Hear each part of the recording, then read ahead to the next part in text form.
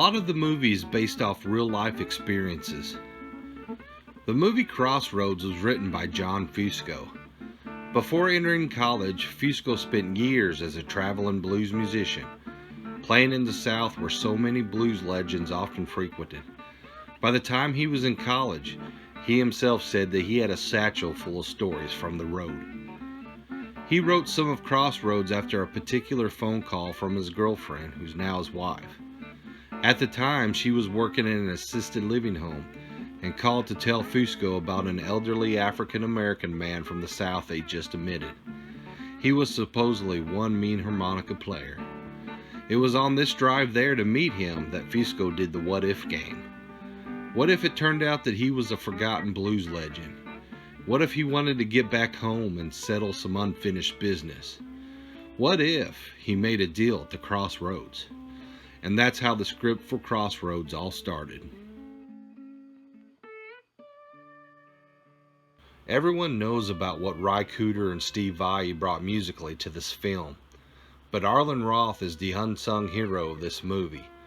Arlen is known as one of the most influential guitarists of all time. For a decade in the 80s and early 90s, he was a writer for Guitar Player magazine, not to mention he's recognized as the first person to create guitar instructional videos with his influential Hot Licks series. 2 months before filming, he began teaching Ralph Macchio how to play guitar. Not only that, but he worked constantly throughout filming, creating music for additional scenes and reshoots, and was instrumental in getting the juke joint scene put into the movie. That scene was inspired by the legitimate experience of when Arlen and several actors and crew visited a local juke joint while taking some off time while filming. Speaking of Arlen Roth, over on his Soundcloud page you could find hours of behind the scenes music recorded for the film Crossroads. Included in this is an impromptu jam session while filming down in Mississippi. This was recorded on set, between takes, during the making of this film. You could hear Arlen Roth, Frank Frost and the Wonders, Ralph Macchio, and an assortment of cast and crew joining in and singing along to such classics as Hoochie Coochie Man and Got My Mojo Working. This is some good stuff, and it shows just how alive the spirit of the blues was on this set. To find it, I'll have a link down below in the description. Fans want to see the deleted scenes. Over the years, Crossroads has been released over multiple formats, from VHS, DVD, and Blu-ray. Unfortunately, none of them have included the deleted scenes that we know exist. One of those deleted scenes is known as the cemetery scene. I wondered if maybe this scene would somehow connect to the stories of Ike Zimmerman teaching Robert better slide and guitar, which he used to do in the cemeteries. Another scene is known as the gospel scene. In it, Eugene, Willie Brown, and Francis visit a revival-packed church house. We don't know exactly the story behind this scene, but it's safe to assume that it has something to do with Willie Brown searching for his redemption from his deal with the devil. We know that a full-on church scene was filmed, so there was probably some singing, worshiping, and preaching in the scene. There's a lot of deleted scenes that exist, and fans want to see them. Did you know that Steve Vai wasn't originally supposed to be in the movie?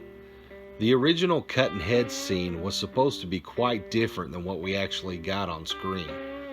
Arlen Roth, who was playing Ralph Macchio's guitar part, was supposed to be against Ry Cooder, who was the original Jack Butler. While this version of the cutting heads scene was never filmed, the music for this scene was actually recorded. You can listen to the original recording of this scene with Ry Cooder as Jack Butler over on Arlen Roth's Soundcloud page, and the link will be in the description below. When filmed, the cutting head scene with Steve Vai and Ralph Macchio was originally a lot longer.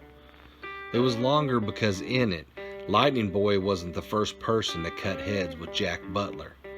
In the uncut scene, Shuggie Otis, the son of R&B pioneer Johnny Otis, was cutting heads with Jack Butler. Even though the scene was taken out of the movie and was never released, you can still listen to the full track on Steve Vai's album, The Elusive Light and Sound Volume 1. The track is called Fried Chicken. When you listen to it, you'll be able to tell where exactly the scene took place in the movie before being removed. It's worth checking out. Hopefully this full scene will be released sometime in the future, or maybe an extended cut of the film will be released with it put back into the movie. Now that would be awesome. Do you realize that the movie was written, filmed, and in the process of distribution before any known photos of Robert Johnson was released to the public? Until the 1980s, it was generally believed that no images of Robert Johnson survived. However, a handful of people learned in the early 70s that Johnson's half-sister, Carrie Thompson, was in possession of a couple photos of Robert Johnson. Eventually, a deal was reached, and the dime store photo was released to the public in 1986 by appearing in Rolling Stone magazine. This was the first time the general public had ever seen an actual photo of Robert Johnson. This photo of Johnson was released in Rolling Stone magazine on February 13th, 1986. And the movie Crossroads, it opened about a month later on March 14th, 1986. There was a sad ending filmed and showed to test audiences. In it, Willie Brown dies while riding an old Greyhound bus. This ending didn't fare well with the test audiences, who passionately liked the ending we got so much better. Personally, I did too. Still, this ending, which was actually what was written in the original screenplay, would be a great deleted scene to have in a future release.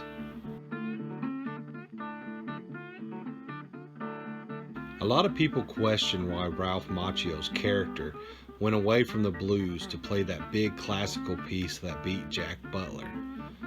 What Lightning Boy played was a piece of music heavily influenced by Nicola Paganini's Caprice No. 5.